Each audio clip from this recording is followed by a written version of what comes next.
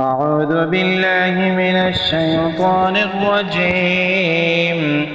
بسم الله الرحمن الرحيم. عما يتساءلون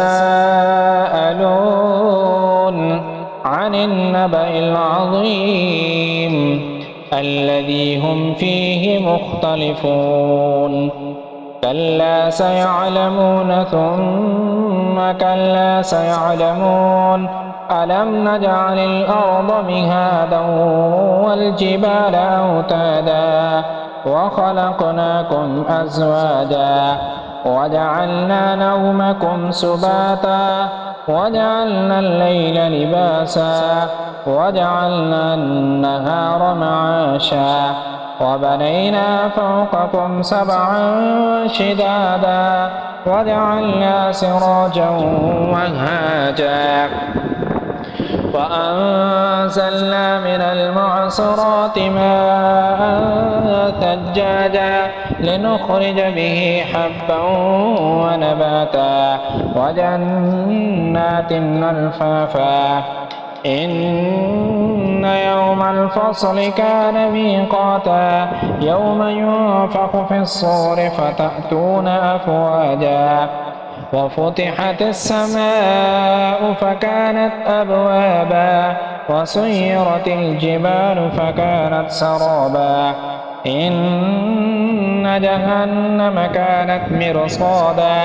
للطاغين مآبا لابثين فيها أحقابا لا يذوقون فيها بردا ولا شرابا إلا حميما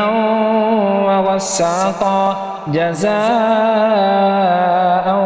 وفاقا إنهم كانوا لا يرجون حسابا وكذبوا بآياتنا كذابا وكل شيء أحصيناه كتابا فذوقوا فلن نزيدكم إلا عذابا إن للمتقين مفازا حدائق وأعنابا وكواعب أترابا وكأسا دهاقا لا يسمعون فيها لغوا ولا كذابا جزاء من ربك عطاء حسابا رب السماوات والأرض وما بينهما الرحمن لا يملكون منه خطابا يوم يقوم الروح والملائكة صفا لا يتكلمون إلا من أذن له الرحمن وقال صوابا ذلك اليوم الحق فمن شاء اتخذ إلى ربه مآبا إنا أنذرناكم عذابا